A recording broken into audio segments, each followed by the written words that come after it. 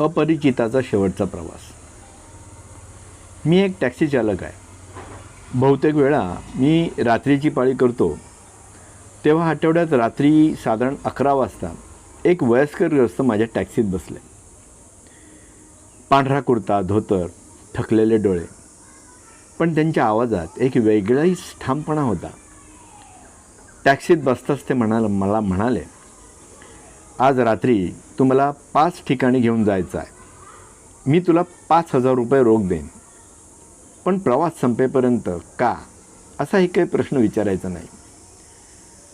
त्यांनी माझ्या हातात एक चिठ्ठी दिली.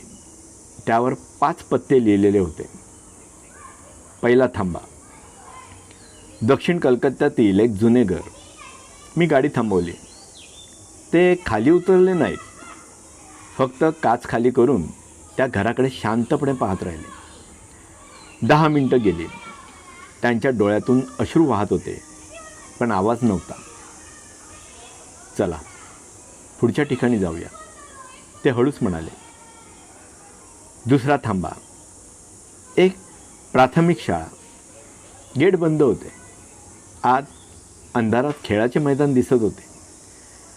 ते गाडीतून उतरले आणि हळूहळू झोपाळ्याजवळ गेले.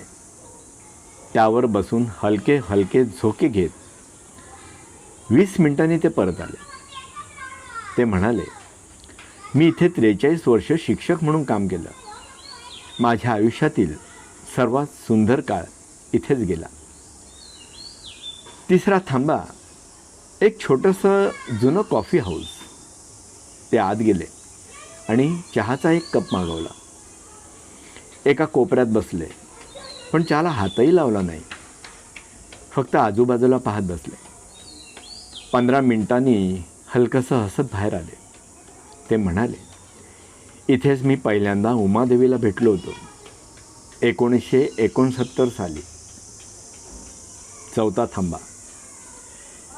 निमताला स्मशानभूमी. ते खाली उतरले. एका स्मृतिफलकासमोर उभं राहून काहीतरी पुटपुटत होते, जणू प्रार्थना करत होते.